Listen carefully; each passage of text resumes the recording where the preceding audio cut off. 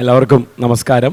ഈ വേദിയിലെ ഈ ദിവസത്തിലെ ആദ്യത്തെ സെഷനാണ് ഇതെന്ന് മനസ്സിലാക്കുന്നു. രാവിലെ പാട്ടും കാര്യങ്ങളൊക്കെ ഉണ്ടായിരുന്നു എന്നാണ് കടവ് വേദിയുമായി ബന്ധപ്പെട്ട് മനസ്സിലാകുന്നത്. ഇന്ന് ജനുവരി 11 നാളെ ഒരു ദിവസം കൂടി നീണ്ടു നിൽക്കുന്ന ഒരു ഫെസ്റ്റിവലിൻ്റെ ഭാഗമായി യുവാക്കളോട് കമ്മ്യൂണിക്കേറ്റ് ചെയ്യാനുള്ള പല വിഷയങ്ങളിലൂടെ നമ്മൾ മുന്നോട്ട് പോകുന്നു. അതിലെ ആരോഗ്യം എന്ന് പറയുന്ന വിഷയം, ആ വിഷയം സംസാരിക്കാൻ ഇന്ന് കേരളത്തിൽ അവൈലബിൾ ആയിട്ടുള്ളതിൽ ആധികാരികമായി സംസാരിക്കാൻ പറ്റുന്ന 2 വ്യക്തിത്വങ്ങളാണ് നമ്മുടെ കൂടെയുള്ളത്.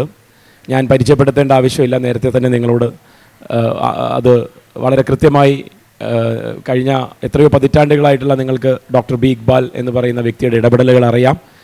കുറച്ച് വർഷങ്ങളായി എങ്ങനെയാണ് ഒരു മന്ത്രി എന്നുള്ള രീതിയിൽ കേരളത്തിലെ ഹെൽത്ത് ഡിപ്പാർട്ട്മെൻറ്റിനെ കൈകാര്യം ചെയ്യേണ്ടത് എന്നുള്ളതും വളരെ കൃത്യമായി നമ്മുടെ മുന്നിലേക്ക് അവതരിപ്പിച്ചുകൊണ്ടാണ് മിനിസ്റ്റർ മുന്നോട്ട് പോകുന്നത്. അപ്പോൾ ആദ്യം എല്ലാവരുടെയും അറിവിലേക്കായിട്ട് നമുക്ക് ഈ കേരള മോഡൽ എന്ന് നമ്മൾ കുറേ കേൾക്കാറുണ്ട്. കുറേയൊക്കെ മനസ്സിലാക്കാനും നിങ്ങളൊക്കെ ശ്രമിച്ചു കാണുമെന്ന് വിചാരിക്കുന്നു. പ്രത്യേകിച്ച് കേരള മോഡൽ ആരോഗ്യത്തിൽ വളരെയധികം പ്രസക്തമായിട്ടുള്ള ഒരു വാക്കാണ്.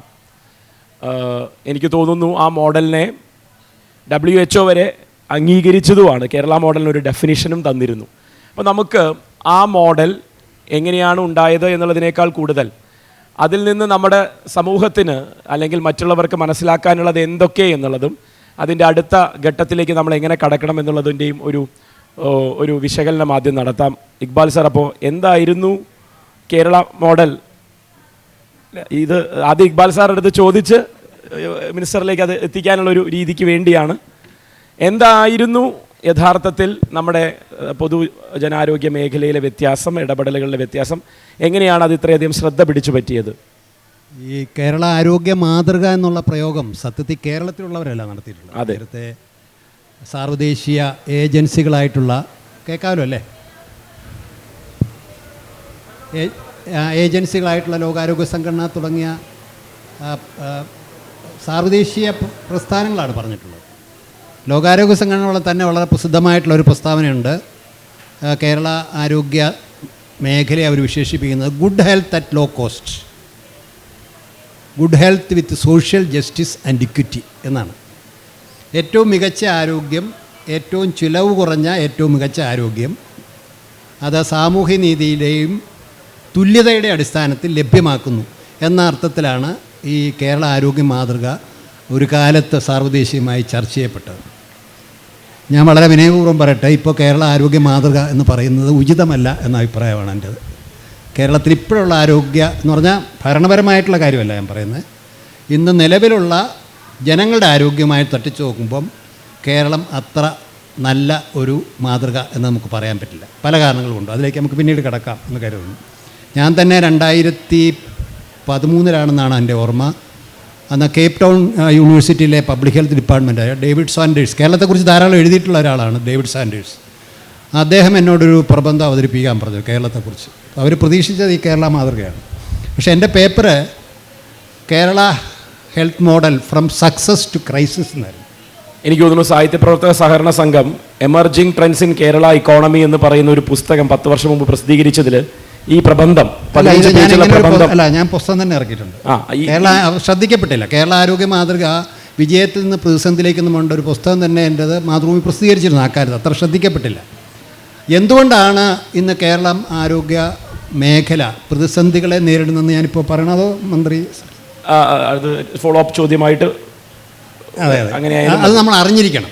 അതിൻ്റെ അടിസ്ഥാനത്തിൽ ഞാനിവിടെ വന്നിരിക്കുന്നത് തന്നെ DYFI കേരളത്തിലെ യുവാക്കളെ പ്രതിനിധാനം ചെയ്യുന്ന ഏറ്റവും വലിയ ഊർജ്ജസ്വലമായ പ്രസ്ഥാനമാണ് DYFI. രാഷ്ട്രീയ ഭിന്നതയില്ല. ഞാനൊരു ഇടതുപക്ഷ ചിന്തകനായതുകൊണ്ട് പറയല്ല, എല്ലാവർക്കും അറിയാം. അതുകൊണ്ട് DYFI ഏറ്റെടുക്കേണ്ട, ഈ പ്രതിസന്ധി പരിഹരിക്കാൻ DYFI ഏറ്റെടുക്കേണ്ട ചില ഉത്തരവാദിത്തങ്ങളെക്കുറിച്ച് ഞാൻ പറയാൻ വേണ്ടിയിട്ടാണ് ഞാൻ ഇവിടെ എത്തിയിട്ടുള്ളത് എന്നുകൂടി സൂചിപ്പിക്കട്ടെ. ഇപ്പോൾ കേരള മോഡലുമായി ബന്ധപ്പെട്ട് അതിനെ കരുതി പോന്നിരുന്നതിൽ 2 വാക്കുകൾ നേരത്തെ സൂചിപ്പിച്ചു, സോഷ്യൽ ജസ്റ്റിസും ഇക്വിറ്റിയും. ഈ 2 വാക്കുകൾ, അതായത് ഇക്ബാൽ സാർ പറഞ്ഞതിൽ നിന്ന് നിങ്ങൾക്ക് മനസ്സിലായി കാണും. പക്ഷെ അത് കഴിഞ്ഞ 8-10 വർഷങ്ങൾക്ക് ഇടയിൽ വലിയ മാറ്റങ്ങളിലൂടെ കടന്നുപോയി എന്നും അതൊരു ക്രൈസിസിലേക്ക് പോകുന്നുണ്ടോ എന്നുള്ളൊരു കൃത്യമായ വിലയിരുത്തലും അദ്ദേഹം 10 വർഷം മുന്നേ തന്നെ പറഞ്ഞിരുന്നു എന്നാണ് സൂചിപ്പിച്ചത്. അതിൻ്റെ ഇപ്പോഴത്തെ പ്രസൻറ്റ് കാലത്തിലെ കാര്യങ്ങൾ എന്താണെന്നുള്ളതും ചോദിച്ചറിയാം. മിനിസ്റ്റർ നമസ്കാരം. നമസ്കാരം. ഈ ministry of health and family welfare അങ്ങനെയാണ് ഡിപ്പാർട്ട്മെൻറ്റിൻ്റെ പേര് എന്നാണ് ഞാൻ മനസ്സിലാക്കുന്നത്. അപ്പോൾ ആ രീതിയിലുള്ള ഒരു വകുപ്പ് കഴിഞ്ഞ 3.5 വർഷമായി കൈകാര്യം ചെയ്യുന്നു. ആ വകുപ്പ് കൈകാര്യം ചെയ്യുമ്പോൾ ഇപ്പം നേരത്തെ സാറ് സൂചിപ്പിച്ചതുപോലെ നമ്മുടെ മുന്നിൽ നമ്മൾ എന്തിനു വേണ്ടിയാണോ ആഘോഷിക്കപ്പെട്ടത്, നമ്മുടെ ഹെൽത്ത് സെക്ടറിൻ്റെ ആ ഒരു സ്വീകാര്യത, പ്രത്യേകിച്ച് ഇന്ത്യയിലെ മറ്റ് സംസ്ഥാനങ്ങളെ വെച്ച് കമ്പയർ ചെയ്ത് നോക്കുമ്പോഴാണെങ്കിലും വിദേശ രാജ്യങ്ങളിലെ ഹെൽത്ത് സ്റ്റാൻഡേർഡ്സുമായി തട്ടിച്ചു നോക്കുമ്പോൾ നമ്മൾ കൈവരിച്ചൊരു ഔന്നത്യമുണ്ട്. അത് നിലനിർത്തി പോരുക എന്നുള്ളത് ഒരു വെല്ലുവിളിയാണ്. അതിനേക്കാൾ ഉപരിയായി കഴിഞ്ഞ 4 വർഷങ്ങൾക്കിടയിൽ കോവിഡിന് ശേഷം ആ മിനിസ്റ്ററി ഏറ്റെടുക്കേണ്ടി വന്ന ഒരു മിനിസ്റ്ററും കൂടിയാണ്. അപ്പോൾ കഴിഞ്ഞകാല അനുഭവങ്ങളിൽ മിനിസ്റ്റർ അഭിപ്രായത്തിൽ ഈ പറയുന്ന കേരള മോഡൽ ഓഫ് ഹെൽത്ത് എന്ന് പറയുന്നതിന് നമ്മുടേതായിട്ടുള്ളൊരു കോൺട്രിബ്യൂഷൻ എന്നുള്ള രീതിയിൽ ഈ സർക്കാരിൻ്റെ ഇടതുപക്ഷ പ്രസ്ഥാനത്തിൻ്റെ എന്നുള്ളതിൻ്റെയൊക്കെ രീതിയിൽ ഒരു പോളിസി മേക്കിങ്ങിലേക്ക് എന്തൊക്കെയാണ് ഉൾച്ചേർക്കാൻ സാധിച്ചത് എന്നുള്ളതാണ് ആദ്യത്തെ ചോദ്യം. Thank you. ആദ്യം ഒരു വാക്ക്, ഇവിടെ പറഞ്ഞതുപോലെ DYFI യുവധാരയുടെ ഈ യൂത്ത് ലിറ്ററേച്ചർ ഫെസ്റ്റിവൽ എന്തൊരു ആഘോഷമാണ്, എന്തൊരു മാതൃകയാണ്. അതിന് ഹൃദയം നിറഞ്ഞ അഭിനന്ദനങ്ങൾ അറിയിക്കുകയാണ്. ഒന്ന് നോക്കൂ, എത്ര ആശയങ്ങൾ, എത്ര വൈവിധ്യമാർന്ന ആശയങ്ങൾ നമ്മുടെ ഇവിടെ ആഘോഷിക്കപ്പെടുകയാണ്. നമുക്ക് അന്യമായി പോകുന്ന ഇതുപോലെയുള്ള പൊതു ഇടങ്ങളെ ബോധപൂർവം കൊണ്ടുവരുന്ന DYFIക്ക് ഹൃദയപൂർവ്വമായിട്ടുള്ള അഭിവാദ്യങ്ങൾ അർപ്പിച്ചുകൊണ്ട് ഞാൻ തുടങ്ങട്ടെ. കേരള സർക്കാർ ആരോഗ്യ വകുപ്പ് ഇതിനെ കാണുന്നത്, അതിൻ്റെ സമീപനമാണ് ഞാൻ പറയാനായിട്ട് പോകുന്നത്. ബഹുമാനായിട്ടുള്ള ഡോക്ടർ ഇക്ബാൽ സർ പറഞ്ഞതുപോലെ നമ്മുടെ കേരള മോഡൽ എന്നുള്ളത് മറ്റുള്ളവർ വാഴ്ത്തിയതാണ്. എങ്ങനെയാണ് വാസ്തവത്തിൽ കേരള മോഡൽ ഉണ്ടായത്? ഇപ്പോൾ 2023 ലക്ഷ്യം വെച്ചുകൊണ്ട് ലോകാരോഗ്യ സംഘടന സസ്റ്റൈനബിൾ ഡെവലപ്മെൻറ്റ് ഗോൾ, സുസ്ഥിര വികസന സൂചിക, അതിൽ 3ാമത്തെ കാര്യമാണ് ഗുഡ് ഹെൽത്ത് ആൻഡ് വെൽനെസ്. കേരളത്തെ സംബന്ധിച്ചിടത്തോളം നവോത്ഥാന കാലഘട്ടത്തിൽ തുടങ്ങി ഇപ്പോൾ ശ്രീനാരായണ ഗുരു 5 ശുദ്ധികളെക്കുറിച്ച് പറഞ്ഞു. ആ പഞ്ചശുദ്ധികളിൽ ശരീരശുദ്ധി, വാക്ശുദ്ധി, കർമ്മശുദ്ധി, ആഹാരശുദ്ധി, മനഃശുദ്ധി. ഒരു കോവിഡാനന്തര കാലത്ത് കൂടിയാണ് നമ്മൾ സംസാരിക്കുന്നത്. ഡോക്ടർ സരിൻ പറഞ്ഞത്, ഈ ഗവൺമെൻറ് വരുന്നത് കോവിഡിൻ്റെ 2ാം തരംഗത്തിൻ്റെ തുടക്കത്തിലാണ്. അപ്പോൾ അവിടെ നിന്ന് തുടങ്ങി പിന്നീട് ആദ്യത്തെ കേരളത്തിലെ സർക്കാർ യശശരീരനായ സഖാവ് EMSൻ്റെ സർക്കാരിൻ്റെ കാലഘട്ടത്തിൽ അന്ന് നമ്മുടെ നിയമസഭ പാസ്സാക്കിയിട്ടുള്ള നിയമങ്ങൾ, അതിൽ സാർവത്രിക വിദ്യാഭ്യാസവുമായി ബന്ധപ്പെട്ട് സൗജന്യ വിദ്യാഭ്യാസവുമായി, അതായത് കേരളത്തിൻ്റെ സാമൂഹ്യ പരിസ്ഥിതിയെ നമ്മൾ ഇങ്ങനെ കാണാം, ഉഴുതുമറിക്കപ്പെട്ട നവോത്ഥാന കാലഘട്ടത്തിൽ ഉഴുതുമറിക്കപ്പെട്ട ഒരു ഭൂമിക, അവിടെ പുരോഗമന പ്രസ്ഥാനങ്ങളുടെ പ്രവർത്തനം, അവിടെ നിന്ന് നമ്മൾ എത്തപ്പെടുന്നത് കേരള സംസ്ഥാന രൂപീകരണം, ആദ്യത്തെ സർക്കാർ. ഈ സാർവത്രിക വിദ്യാഭ്യാസ നിയമത്തിലൂടെ എല്ലാവർക്കും സൗജന്യ വിദ്യാഭ്യാസമാണ്. അതായത് നമുക്ക് മികച്ച വിദ്യാഭ്യാസ മുന്നേറ്റങ്ങളും മികച്ച സാമൂഹ്യ ബോധ്യങ്ങളും ഉണ്ടായി. ഭൂപരിഷ്കരണം, അതാണ് നേരത്തെ പറഞ്ഞത്, നമ്മുടെ സാമൂഹിക സോഷ്യൽ ഇക്വിറ്റിയെക്കുറിച്ച് പറയുകയുണ്ടായി. അപ്പോൾ വിദ്യാഭ്യാസ മുന്നേറ്റത്തിൻ്റെയും സാമൂഹ്യ ബോധ്യങ്ങളുടെ അടിസ്ഥാനത്തിൽ എന്താണ് രൂപപ്പെട്ടത് നമ്മൾ കണ്ടു. അന്ന് നമ്മുടെ ആയുസ് 45 വയസ്സായിരുന്നു ശരാശരി ആവറേജ് ഏജ്. അതായത് കേരളത്തിലെ ഒരാളുടെ ആയുർദൈർഘ്യം 45 ആയിരുന്നു. അത് അന്ന് നമ്മൾ കണ്ടു. ജനിക്കുമ്പോൾ കുഞ്ഞുങ്ങൾ മരിക്കാൻ പാടില്ല. എങ്ങനെയാണ് ഈ ബോധ്യം ഉണ്ടായത്? നമ്മുടെ വിദ്യാഭ്യാസ മുന്നേറ്റത്തിലൂടെയാണ് ഉണ്ടായത്. ഇവിടെ നടന്ന സാമൂഹിക പരിവർത്തനങ്ങളിലൂടെയാണ് ഉണ്ടായിട്ടുള്ളത്. അത് എല്ലാവർക്കും, എല്ലാ വിഭാഗങ്ങൾക്കും വേണമെന്നുള്ളത് നമ്മൾ കണ്ടു. അപ്പോൾ ജനിക്കുമ്പോൾ കുഞ്ഞുങ്ങൾ മരിക്കാൻ പാടില്ല, ജനിക്കുന്ന പ്രസവ സമയത്ത് ഒരു സ്ത്രീ മരിക്കാൻ പാടില്ല, ഈ വസൂരി പോലുള്ള അല്ലെങ്കിൽ അതുപോലുള്ള രോഗങ്ങൾ കാരണം ആളുകൾ മരണപ്പെട്ടു പോകുന്നൊരു സാഹചര്യം ഉണ്ടാകാൻ പാടില്ല, ആയുർദൈർഘ്യം. അവിടെ നിന്നാണ് നമ്മൾ വാസ്തവത്തിൽ ദീർഘവീക്ഷണത്തോടെയുള്ള ഇടപെടലുകൾ തുടങ്ങുന്നത്. 2030 ഇൻഫൻറ്റ് മോർട്ടാലിറ്റി റേറ്റ്, അതായത് നവജാത ശിശു മരണ നിരക്ക് 6 ആകണമെന്ന് ലോകാരോഗ്യ സംഘടന പറഞ്ഞു ഇന്ത്യയിൽ. അതായത് 1000 കുഞ്ഞുങ്ങൾ ജനിക്കുമ്പോൾ 6 കുഞ്ഞുങ്ങളെ മരിക്കാൻ പാടുള്ളൂ. നമ്മളിത് അച്ചീവ് ചെയ്തു എപ്പോഴാണെന്നറിയോ? 2021 തന്നെ 6 ഇന്ന് നമ്മൾ എത്തി നിൽക്കുന്നത് എവിടെയാണ് എന്ന് ചോദിച്ചാൽ, ഇന്ന് 1000 കുഞ്ഞുങ്ങൾ ജനിക്കുമ്പോൾ 4.3 കുഞ്ഞുങ്ങൾ മാത്രമേ കേരളത്തിൽ മരിക്കുന്നുള്ളൂ. അത് മരിക്കാൻ പാടില്ല എന്നുള്ളതാണ് നമ്മൾ ലക്ഷ്യം വെക്കുന്നത്. മെറ്റേണൽ മോർട്ടാലിറ്റി റേറ്റ്, മാതൃമരണ നിരക്ക് ഏറ്റവും കുറവ് കേരളത്തിലാണ്. ഇന്ത്യയിൽ ഏറ്റവും കൂടുതൽ ആയുസ്സുള്ളവർ ജീവിക്കുന്ന ഇടം കേരളമാണ്. 76 വയസ്സാണ്. 80 വയസ്സ് സ്ത്രീകൾക്കും 73, 74 വയസ്സ് പുരുഷന്മാർക്കും. ഞാൻ അടുത്തിടെ ലോകബാങ്കിൻ്റെ ആനുവൽ മീറ്റിംഗ്സിൻ്റെ ഭാഗമായി, സാധാരണ രാഷ്ട്രങ്ങളെയാണ് വിളിക്കുന്നത്, അവർ നമ്മളെ വിളിച്ചു, കേരളത്തെ വിളിച്ചു. അപ്പോൾ ഈ ഡേറ്റ അവതരിപ്പിക്കുമ്പം അവർ അത്ഭുതം കൂറുകയാണ് മറ്റ് രാഷ്ട്രങ്ങൾ, സ്കാൻഡിനേവിയൻ രാജ്യങ്ങളുമായി, നെതർലൻഡ്സുമായി ഒക്കെ ആയിട്ടും അതോടൊപ്പം അമേരിക്കൻ ഐക്യനാടുകളുടെ ഡേറ്റയുമായിട്ട് തുല്യമാണ് നമ്മുടെ ഈ ഹെൽത്ത് ഇൻഡിസസ്. അപ്പം മികച്ച ആരോഗ്യ സൂചകങ്ങൾ നമ്മൾ നേടിയെടുത്തിട്ടുണ്ട്. അതാണ് ഒന്നാം കേരള മോഡലിൻ്റെ ഭാഗമായിട്ട് നമുക്ക് വന്നിട്ടുള്ളത്. നമ്മൾ ആരോഗ്യ വകുപ്പ് ഇതിനെ കാണുന്നത് നമ്മൾ രണ്ടാം കേരള മോഡൽ അതിനുള്ള പ്രവർത്തനങ്ങൾക്കാണ് തുടക്കം. അതാണ് ബഹുമാനപ്പെട്ട ഡോക്ടർ ഇക്ബാൽ സാർ പറഞ്ഞത്. ഇപ്പോൾ ഒരു ഉദാഹരണം പറഞ്ഞാൽ കോവിഡ് കാലത്ത് കേരളത്തെ സംബന്ധിച്ച് കോവിഡ് ആകട്ടെ ഏത് പകർച്ചവ്യാധിയാകട്ടെ മറ്റൊരു സംസ്ഥാനം ഇപ്പോൾ നോർത്ത് ഇന്ത്യൻ സ്റ്റേറ്റ്സിനെ പോലെയല്ല, നമ്മുടെ ഒരു പ്രദേശം കഴിഞ്ഞിട്ട് ഒരുപാട് കിലോമീറ്ററുകൾ കഴിഞ്ഞിട്ടല്ല മറ്റൊരു ഗ്രാമം. അങ്ങ് തിരുവനന്തപുരം മുതൽ കാസർഗോഡ് വരെ ഒരു വലിയ മഹാനഗരം പോലെയാണ്.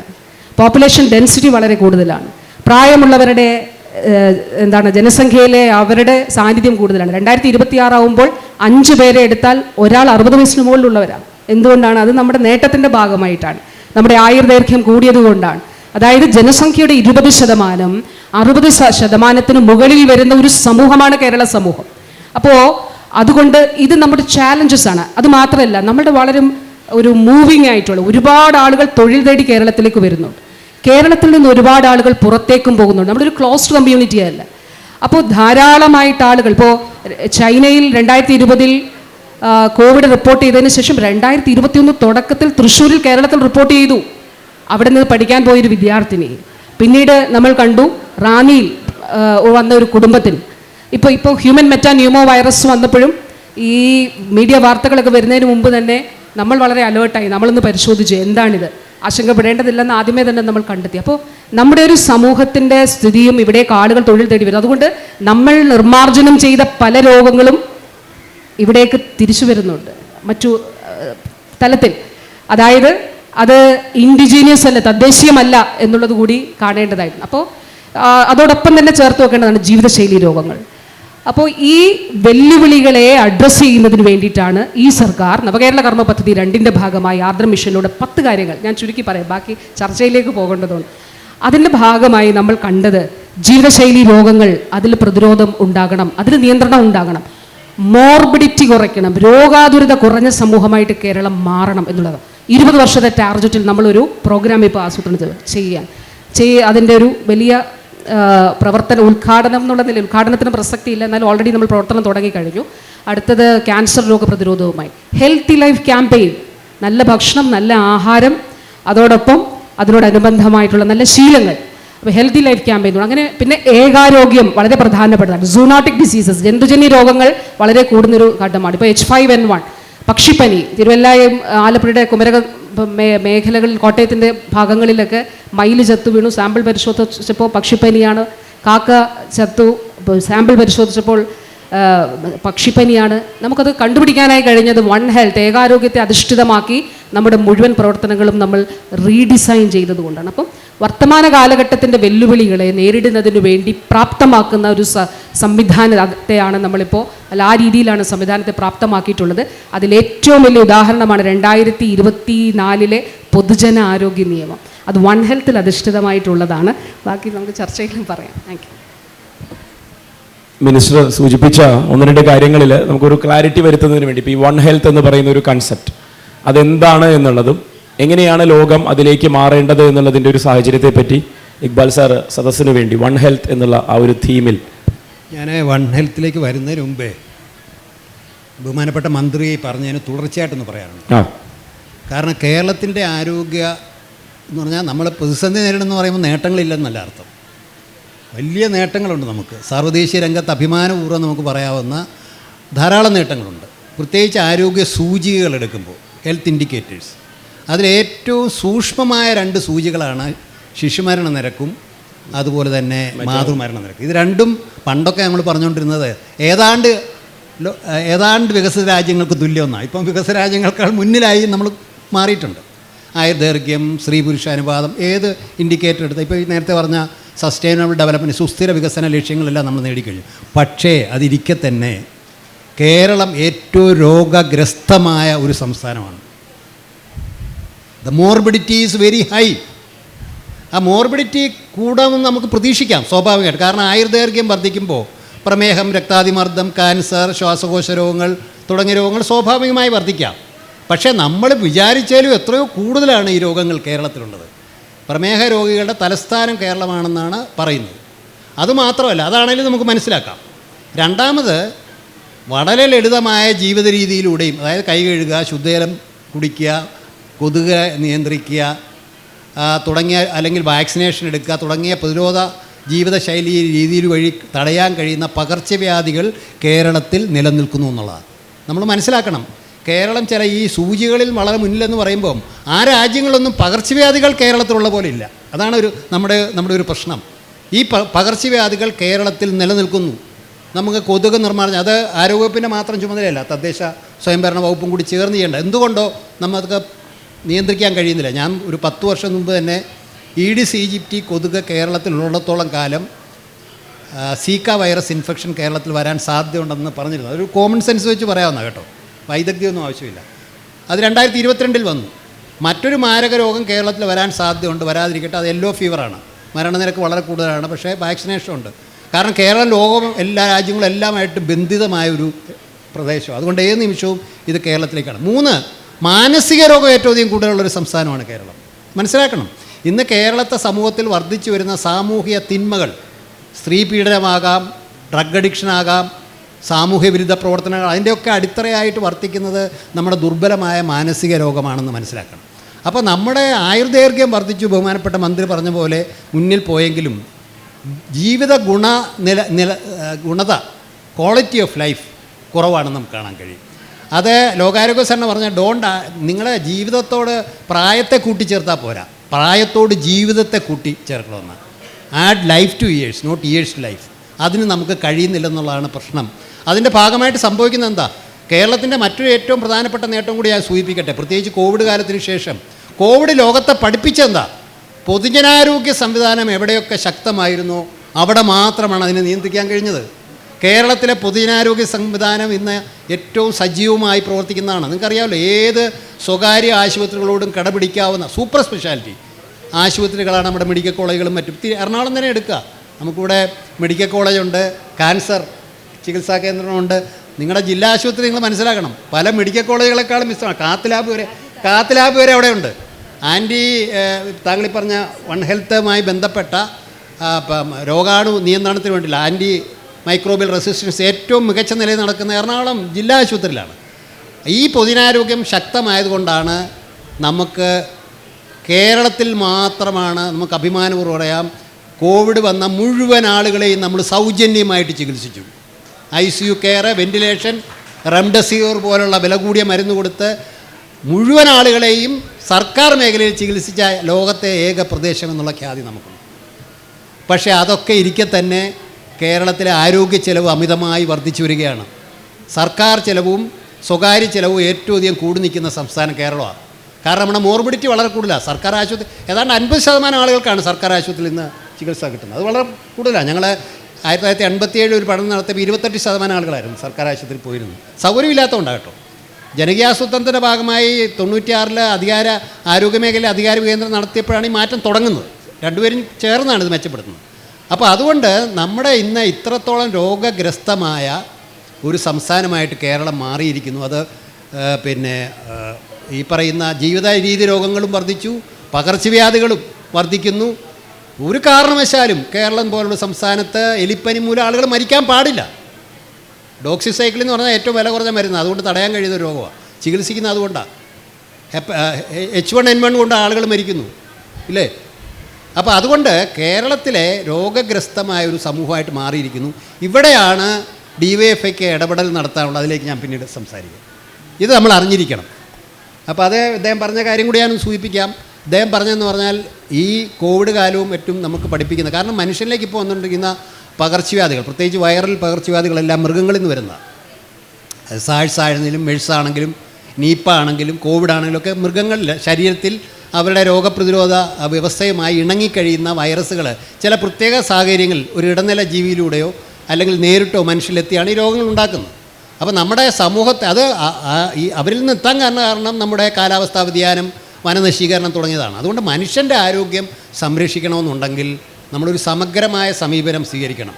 പ്രകൃതിയെയും മറ്റ് ജീവജാലങ്ങളെയും സംരക്ഷിച്ചുകൊണ്ട് മാത്രമേ മനുഷ്യൻ്റെ ജീവൻ രക്ഷപ്പെടുത്താൻ. എൻ്റെ അഭിപ്രായത്തിൽ കേട്ടോ സരിൻ, ഞാനത് വൺ ഹെൽത്ത് വൺ വേൾഡ് എന്നുള്ള മാറ്റണമെന്നാണ് എൻ്റെ അഭിപ്രായം. വൺ ലൈഫ് വൺ വേൾഡ് എന്നാക്കണം. അതെ അതെ, ഏക ജീവിതം ഏക ലോകം എന്നൊരു, കാരണം നമ്മുടെ ഏക ആരോഗ്യം എന്ന് പറയുന്നത് ഹെൽത്തുമായി മാത്രം ബന്ധപ്പെട്ട ഒരു തത്വചിന്താപരമായ സമീപനമല്ലാതെ അതിലേക്ക് നമ്മൾ എത്തിയിട്ടുണ്ട്. അത് കേരള ഗവൺമെൻറ് അതിൽ വളരെ ശക്തമായിട്ട് ഇടപെട്ടുകൊണ്ടിരിക്കുക. വൺ ഹെൽത്ത് എന്നുള്ളത് ഒന്നുകൂടി നിങ്ങൾക്ക് വിശദമായി പറഞ്ഞു തരാൻ വേണ്ടി, നമ്മൾ മനുഷ്യരുടെ ആരോഗ്യത്തെ പറ്റി മാത്രം ചിന്തിച്ചാൽ ആരോഗ്യം നിലനിർത്തുന്നതിനും അതുപോലെ തന്നെ അതിൻ്റെ ഇടപെടലുകൾക്കും പരിമിതികൾ ഉണ്ടാകുമെന്നും, എൻവയോൺമെൻ്റൽ ഹെൽത്ത്, പരിസ്ഥിതിയുടെ എക്കോസിസ്റ്റത്തിൻ്റെ ആരോഗ്യം എന്ന് പറയുന്നത് പ്രകൃതിയുമായി ബന്ധപ്പെട്ടിട്ടുള്ള മനുഷ്യൻ്റെ ഇടപഴകൽ വരേണ്ടുന്ന നല്ലതും ഒപ്പം മൃഗങ്ങളുമായി ബന്ധപ്പെട്ട് എങ്ങനെയൊക്കെയാണ് വൈൽഡ് ലൈഫിൻ്റെ ആവട്ടെ അതുപോലെ ഡൊമസ്റ്റിക് ലൈഫിൻ്റെ ആവട്ടെ അതിൻ്റെ ആരോഗ്യം കൂടി മനുഷ്യൻ്റെ ആരോഗ്യത്തിലേക്ക് കോൺട്രിബ്യൂട്ട് ചെയ്യുന്നു എന്നുള്ളൊരു കൺസെപ്റ്റ് ഇല്ലെങ്കിൽ മനുഷ്യൻ്റെ രോഗത്തെ മാത്രം ചികിത്സിക്കുകയും മനുഷ്യൻ്റെ ആരോഗ്യത്തെ പറ്റി മാത്രം ചിന്തിക്കുകയും ചെയ്യുന്നതിൽ അർത്ഥമില്ല എന്നുള്ളതും, അതിൻ്റെ ഒരു ഓവർലാപ്പിംഗ് സ്ഫിയർ ഉണ്ട്, അതിലാണ് നമ്മൾ ശ്രദ്ധിക്കേണ്ടതും എന്ന് തന്നെയാണ് ഈ വൺ ഹെൽത്ത് പറയുന്നത്. സാറ് പറഞ്ഞ പോലെ വൺ ഹെൽത്തിനെ നമ്മൾ ഒന്നുകൂടി മുകളിലേക്ക് കൊണ്ടുപോയി വൺ ലൈഫ് എന്നുള്ള രീതിയിലേക്ക് കാണുക എന്നുള്ളത് വലിയൊരു ഉത്തരവാദിത്തം കൂടിയാണ്. ഇപ്പോൾ കേരളത്തിലെ ആരോഗ്യ സംരക്ഷണത്തെ പറ്റി സംസാരിക്കുകയാണെങ്കിൽ നമുക്ക് എല്ലാവർക്കും one law which will apply to all എന്ന് പറയുന്നത് പോലെ ഒരു അപ്രോച്ച് പറ്റില്ല. ഉദാഹരണത്തിന് കേരളത്തിന് പല മേഖലകളുണ്ട്. തീരദേശ മേഖലയുമായി ബന്ധപ്പെട്ടിട്ടുള്ള അസുഖങ്ങളുടെ രീതിയും ആളുകളുടെ ആരോഗ്യവുമായി ബന്ധപ്പെട്ടിട്ടുള്ള സങ്കീർണതകളും വ്യത്യസ്തമാണ്. വനമേഖലയുമായി ബന്ധപ്പെട്ട് നിൽക്കുന്നവരുടെ ആ രീതിയിൽ നോക്കുകയാണെങ്കിൽ വ്യത്യസ്തമാണ്. അപ്പോൾ മാർജിനലൈസ്ഡ് ആയിട്ടുള്ള ഒരു സൊസൈറ്റി കേരളത്തിൽ ഉണ്ടായിരുന്നു, അതിനെ നമ്മൾ മെയിൻ സ്ട്രീമിലേക്ക് ആക്കുകയാണ്. അപ്പോൾ ആരോഗ്യ മേഖലയിൽ നമ്മൾ മെഡിക്കൽ നമ്മളെപ്പോഴും പറയും ആക്സസിബിലിറ്റി എന്ന് പറയുന്നതും ഒരു വലിയ കാര്യം തന്നെയാണ്.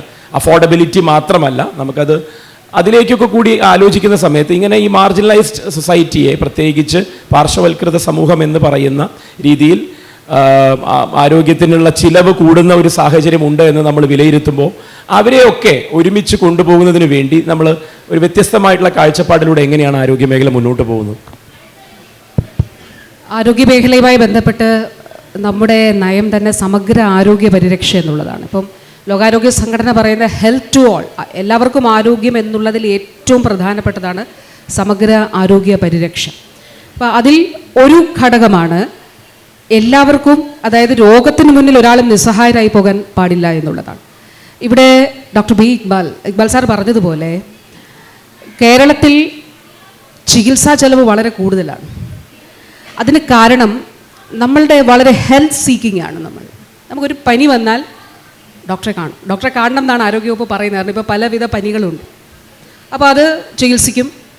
അത് നമ്മൾ സ്വയമായിട്ട് ചികിത്സിക്കാൻ പാടില്ല എന്നുള്ളത് തന്നെയാണ്. അപ്പോൾ ഇത് കുറച്ചുകൊണ്ട് വരുന്നത് എന്നുള്ളത് സർക്കാരിൻ്റെ ലക്ഷ്യങ്ങളിൽ ഒന്നായിരുന്നു. ഇപ്പോൾ അടുത്തിടെ പുറത്തിറങ്ങിയ നാഷണൽ സ്റ്റാറ്റിസ്റ്റിക്കൽ സർവേ ആ റിപ്പോർട്ട് പരിശോധിച്ചാൽ മനസ്സിലാകും. അത് നമ്മൾ ഗൂഗിൾ സെർച്ച് ചെയ്താൽ കാണാൻ കഴിയും.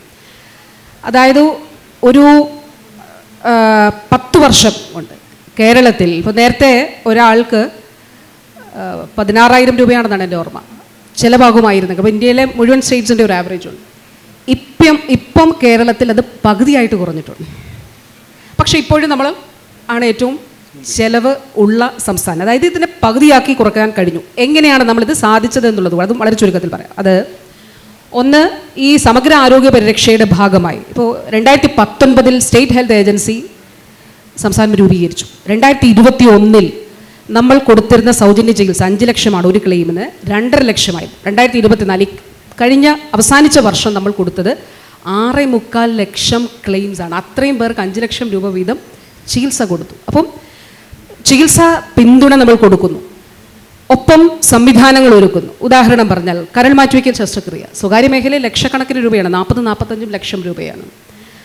അത് നമ്മുടെ സർക്കാർ സംവിധാനത്തിൽ സൗജന്യമായി ആരംഭിക്കാൻ കഴിഞ്ഞു. 2022 ഫെബ്രുവരി 14 ഞാൻ അത് ഓർത്തു വെക്കുന്നത്. ഒരു ഭാര്യ ഭർത്താവിനാണെന്ന് കരൾ പകുത്തു കൊടുത്തത്. അതിനുശേഷം തിരുവനന്തപുരം മെഡിക്കൽ കോളേജിലും കോട്ടയം മെഡിക്കൽ കോളേജിലും ഇപ്പോൾ കോഴിക്കോടും ആരംഭിക്കാൻ പോകുന്നു. തിരുവനന്തപുരത്തും നടക്കുന്നു, കോട്ടയത്തും നടക്കുന്നു. ഒരു ട്രാൻസ്പ്ലാന്റ് ഇൻസ്റ്റിറ്റ്യൂട്ട് കോഴിക്കോട് വരാനായിട്ട് പോകുന്നു. റോബോട്ടിക് സർജറി ആരംഭിച്ചു. മജ്ജ മാറ്റിവയ്ക്കൽ ശസ്ത്രക്രിയ മലബാർ ക്യാൻസർ സെൻറ്റർ 20-25-30 ലക്ഷം രൂപ. അതിലൊരു സ്റ്റാൻഡർഡൈസേഷൻ നമ്മൾ കൊണ്ടുവരാനായിട്ട് ആ ചർച്ചകളൊക്കെ ഉണ്ട് സ്വകാര്യ മേഖലയിൽ. പക്ഷേ അത്രയും ചാർജ് ചെയ്യുന്നത് സൗജന്യമായി കൊടുക്കാൻ നമുക്ക് കഴിയുന്നുണ്ട്. അപ്പോൾ ഇത് വളരെ പ്രധാനപ്പെട്ട ഒരു കാര്യം. അതോടൊപ്പം ആക്സസിബിലിറ്റി ടു ദീസ് ഫെസിലിറ്റീസ്. അതുകൊണ്ടാണ് നേരത്തെ ഇക്ബാൽ സാർ പറഞ്ഞത് കാത്ത് ലാബ്. ഒരു 8 വർഷം മുൻപ് ഒരു ജില്ലാ ആശുപത്രിയിലും കാത്ത് ലാബ് ഉണ്ടായിരുന്നില്ല. നെഞ്ചുവേദന ഉണ്ടായാൽ ഒന്നീ പ്രൈവറ്റ് ആശുപത്രി പോകണം, അല്ലെ മെഡിക്കൽ കോളേജിലേക്ക് പോകണം. ഇന്ന് സംസ്ഥാനത്തെ 2 ജില്ലകൾ ഒഴികെ, അത് 2ാമത്തെ ജില്ല ഇടുക്കിയിൽ എല്ലാ ഫെസിലിറ്റിയുമായി ഇനി മെഷീൻസ് ഇൻസ്റ്റാൾ ചെയ്താൽ മതി. ആലപ്പുഴയിലും എല്ലാ വർക്കും കഴിഞ്ഞ് മെഷീൻസ് ഇൻസ്റ്റാൾ ചെയ്താൽ മതി. ആ 2 ജില്ലകളിൽ ഒഴികെ വയനാടും കാസർഗോഡും ഉൾപ്പെടെയുള്ള ജില്ലകളിൽ കാത്ത് ലാബ് സജ്ജമായി പ്രൈമറി ആൻജിയോപ്ലാസ്റ്റി ഉൾപ്പെടെ എല്ലാവിധമായിട്ടുള്ള പ്രൊസീജിയേഴ്സും നടത്തുന്നു. എറണാകുളം ജനറൽ ആശുപത്രിയിൽ രാജ്യത്തെ ആദ്യത്തെ ഹാർട്ട് ട്രാൻസ്പ്ലാന്റേഷൻ നടത്തുന്നതിനുള്ള ജില്ലാ ആശുപത്രിയുടെ ലൈസൻസ് എറണാകുളം ജനറൽ ആശുപത്രിയിൽ കിട്ടി. രാജ്യത്തെ ആദ്യത്തെ വൃക്ക മാറ്റിവയ്ക്കൽ ശസ്ത്രക്രിയ അത് എറണാകുളം ജനറൽ ആശുപത്രി നടന്നു. അപ്പോൾ മെഡിക്കൽ കോളേജുകളിൽ ഉദാഹരണം പറഞ്ഞാൽ തിരുവനന്തപുരം മെഡിക്കൽ കോളേജിൽ ഇപ്പോൾ നമ്മൾ ഇൻ്റർവെൻഷണൽ ന്യൂറോളജിയുടെ ഒരു സംവിധാനം, ഇപ്പോൾ നമ്മൾ കാത്ത് ലാബിൽ ഹൃദയത്തിന് ചെയ്യുന്നത് പോലെ തന്നെ ബ്രെയിനുമായി ബന്ധപ്പെട്ട് നർവ്സുമായി ബന്ധപ്പെട്ട് ഒരു പക്ഷാഘാതം ഉണ്ടായാൽ വലിയ ബ്ലോക്കുകളാണെങ്കിൽ ത്രോംബക്ടമി ചെയ്യുന്നതിന് വേണ്ടിയിട്ടുള്ള സംവിധാനം സമാനമായിട്ടുള്ള ഒരു കാത്ത് ലാബ് സംവിധാനത്തിൽ അവിടെ ഒരുക്കി ICU ഫെസിലിറ്റി ഡെഡിക്കേറ്റഡ് ആയിട്ടുള്ള യൂണിറ്റാണ്. അപ്പോൾ അത് രാജ്യത്ത് ആദ്യമായിട്ടാണ്. ICMR-ഉം കൂടെ നമ്മളെ പിന്തുണയ്ക്കുന്നുണ്ട് ഇപ്പോൾ നമ്മുടെ ആ ഒരു മികവ് കണ്ടിട്ട്. അത് ജില്ലാശുപത്രിയുടെ ഞാൻ പറഞ്ഞു, താഴെത്തട്ടിൽ വന്നാൽ നമ്മുടെ പ്രാഥമിക ആരോഗ്യ കേന്ദ്രങ്ങളെ കുടുംബാരോഗ്യ കേന്ദ്രങ്ങളാക്കി. അതായത് ഒരു പഞ്ചായത്തിൽ കുടുംബങ്ങളുടെ ആരോഗ്യ കേന്ദ്രമാണ് കുടുംബാരോഗ്യ കേന്ദ്രം. ഈ സർക്കാരിൻ്റെ കാലത്ത് നമ്മൾ ഒരു കാര്യം കൂടി ചെയ്തു. അതായത് 3-4 വാർഡുകൾ ചേരുന്നിടത്ത് വീടിന് തൊട്ടടുത്ത് ജനകീയ ആരോഗ്യ കേന്ദ്രങ്ങൾ ആരംഭിച്ചു. ആ ജനകീയ ആരോഗ്യ കേന്ദ്രങ്ങൾ പണ്ട് നമ്മുടെ നാട്ടിലൊക്കെ സബ് സെൻ്ററുകൾ ഉണ്ടാവും, പൂട്ടിക്കിടക്കും. ആഴ്ചയിലോ 2 ആഴ്ചയിലോ ഒരിക്കൽ, മാസത്തിലൊരിക്കൽ അവിടെ ഒരു സ്റ്റാഫ് നേഴ്സോ ആരെങ്കിലും അതൊന്ന് തുറന്ന് ഏതെങ്കിലും മരുന്ന് കൊടുക്കും. അപ്പോൾ അത് 5415 ജനകീയ ആരോഗ്യ കേന്ദ്രങ്ങൾ സംസ്ഥാനത്ത് തുടങ്ങുന്നതിന് വേണ്ടി തീരുമാനിച്ച് ബഹുമാനപ്പെട്ട CM ഉദ്ഘാടനം ചെയ്തു. ഇന്നവിടെ നമുക്ക് ജീവിതശൈലി രോഗങ്ങൾ ഉൾപ്പെടെയുള്ളവ, അതിൻ്റെ മരുന്നുകൾ, അത്യാവശ്യം 14ഓളം പരിശോധനകൾ നടത്താൻ കഴിയും. ഇനി അതിനപ്പുറത്തേക്ക് ഇതൊരു പൊതുജനാരോഗ്യ പ്രവർത്തനങ്ങളുടെ ഇടമാണ്. അവിടെ ഒരു നമുക്ക് വ്യായാമം ചെയ്യുന്നതിന് വേണ്ടിയിട്ടുള്ള ഇടമുണ്ടാകും. ഗർഭിണികൾക്ക് ഒരുമിച്ച് വന്നിരുന്ന് അവരുടെ ബോധവൽക്കരണ ക്ലാസ്, വയോജനങ്ങൾക്ക് വേണ്ടിയിട്ടുള്ള സംവിധാനങ്ങൾ, ഇതൊക്കെ ഉൾപ്പെടുന്ന ജനകീയ ആരോഗ്യ കേന്ദ്രങ്ങൾ നമുക്ക് സാധ്യമാക്കാൻ കഴിയും. അപ്പോൾ ആക്സസിബിലിറ്റി ടു ദീസ് ഫെസിലിറ്റീസ് അത് വളരെ ഇമ്പോർട്ടൻ്റ് ആണ്. അതോടൊപ്പം തന്നെയാണ് നമുക്ക് ഈ പുതിയ കാലത്തിൻ്റെ സങ്കേതങ്ങളെ കൊണ്ടുവരുന്നത്. അതോടൊപ്പം വളരെ ചോദ്യം തുടങ്ങിയത് ഇവിടെ നിന്ന്, അതായത് മാർജിനലൈസ്ഡ് ആയിട്ടുള്ള ജനവിഭാഗങ്ങൾക്ക് വേണ്ടിയിട്ടുള്ള സൂക്ഷ്മതലത്തിലാണ് നമ്മൾ പ്ലാൻ ചെയ്യുന്നത്. ഉദാഹരണം പറഞ്ഞാൽ ഇപ്പോൾ സിക്കിൾ സെൽ അനീമിയ പോലെയുള്ള രോഗങ്ങൾ നമുക്ക് പാലക്കാട് പോലെ അട്ടപ്പാടി അങ്ങനെയുള്ള ഗോത്രവർഗ മേഖലയിൽ കൂടുതലാണ്. അപ്പോൾ അവിടെ നമ്മൾ പ്രത്യേകമായി ഹെൽത്ത് സെൻറ്റേഴ്സിൽ പരിശോധിക്കുന്നതിന് വേണ്ടിയിട്ടുള്ള സംവിധാനം നേരത്തെ നമുക്ക് കോഴിക്കോട് മെഡിക്കൽ കോളേജിൽ നിന്ന് മാത്രമായിരുന്നു, അവർ ക്യാമ്പ് നടത്തുമ്പോൾ മാത്രമായിരുന്നു. ഇപ്പോൾ നമ്മൾ point of care health centres ആക്കി അവിടെ നിന്ന് ആളുകളെ നമുക്ക് പിക്ക് ചെയ്യാനായിട്ട് കഴിയും. അതുപോലെ തീരദേശ മേഖലയുമായി ബന്ധപ്പെട്ട് അപ്പം അതാത് മേഖലകളുമായിട്ട് ബന്ധപ്പെട്ടിട്ടുള്ള ആരോഗ്യ വിഷയങ്ങളെ അഡ്രസ്സ് ചെയ്യുന്നതിന് വേണ്ടി നമ്മുടെ പൊതുജനാരോഗ്യ സംവിധാനത്തെയും ആരോഗ്യ സംവിധാനത്തെയും പരിവർത്തനപ്പെടുത്തുക എന്നുള്ള വളരെ പ്രധാനപ്പെട്ട കർത്തവ്യം കൂടിയാണ് ആർദ്രത്തിൻ്റെ ഭാഗമായിട്ട് നമ്മൾ നടത്തിയിട്ടുള്ളത്. മിനിസ്റ്റർ പറയുന്നത് വൺ സൈസ് ഫിറ്റ്സ് ഓൾ എന്നുള്ളൊരു അപ്രോച്ച് ഒരിക്കലും അപ്ലിക്കബിൾ അല്ലാത്ത ഒരു സംസ്ഥാനം തന്നെയാണ് കേരളം. അതിനെ മാക്രോ ലെവൽ പ്ലാനിങ്ങിനോടൊപ്പം തന്നെ ആ മൈക്രോ ലെവൽ പ്ലാനിങ്ങും ആ ഓരോ പ്രദേശത്തിൻ്റെയും സവിശേഷതകളെ ഉൾക്കൊണ്ടുകൊണ്ട് തന്നെ ആരോഗ്യത്തിൻ്റെ മോഡലുകളെ വളർത്തിയെടുക്കുന്നതിനുള്ള ശ്രമങ്ങളുടെയും ഒരു സമഗ്രതയെ പറ്റി കൂടിയാണ് ഇവിടെ പറഞ്ഞത്. നമുക്ക് മെഡിക്കൽ വിദ്യാഭ്യാസം എന്നുള്ള പ്രയോഗത്തിൽ ഞാൻ മെഡിക്കൽ വിദ്യാഭ്യാസത്തിലേക്ക് ഒരു ചോദ്യം കൊണ്ടുവരികയാണ്. നമ്മൾ ഈ MBBS സീറ്റ് എന്ന് പറയുമ്പോൾ ഡോക്ടർ ആവാൻ വേണ്ടിയാണ് അത് എന്നാണ് നമ്മുടെയൊക്കെ ഒരു ധാരണ. ആ ധാരണയ്ക്കും അപ്പുറം മെഡിക്കൽ റിസർച്ച് എന്ന് പറയുന്നതിൻ്റെ ഒരു പ്രോത്സാഹനം, കേരളം പോലെ ഒരു ഇത്രയും മികച്ച ആരോഗ്യ നിലവാരം പുലർത്തുന്ന ഒരു സംസ്ഥാനത്തിൽ അതിനോട് കിടപിടിക്കുന്ന രീതിയിലേക്ക് നമുക്കതിൻ്റെ ഒരു ഉൾക്കാഴ്ച വന്നുവോ? എന്തുകൊണ്ടാണ് നമ്മുടെ മെഡിക്കൽ റിസർച്ചിൽ നമുക്ക് പ്രത്യേകിച്ച് കഴിഞ്ഞ 10-20 കൊല്ലമായി നമുക്ക് ഉണ്ടാക്കിയെടുക്കേണ്ടുന്ന ചില നേട്ടങ്ങളൊന്നും സാധ്യമാകാതിരിക്കുന്നത്? മെഡിക്കൽ വിദ്യാഭ്യാസവുമായി ബന്ധപ്പെട്ട് അതിൽ നമ്മൾ എന്ത് പരിഷ്കരണത്തിലേക്ക് കൂടിയാണ് പുതിയ തലമുറയെ എൻട്രൻസ് എഴുതാൻ ആഗ്രഹിക്കുന്ന മക്കൾ ഓരോരുത്തരും ഡോക്ടർ ആവുക എന്നുള്ള ആഗ്രഹത്തിനും അപ്പുറം ഡോക്ടർ ആയതിനു ശേഷമുള്ള മെഡിക്കൽ റിസർച്ച് എന്ന് പറയുന്ന മേഖലയെ പൂർണ്ണമായും തഴയുന്നതിന് എന്തായിരിക്കാം കാരണം? DYFIക്കാരോട് പറയാനുള്ളതിന് പിന്നീട് സമയം തരണം. ഞാൻ തരും.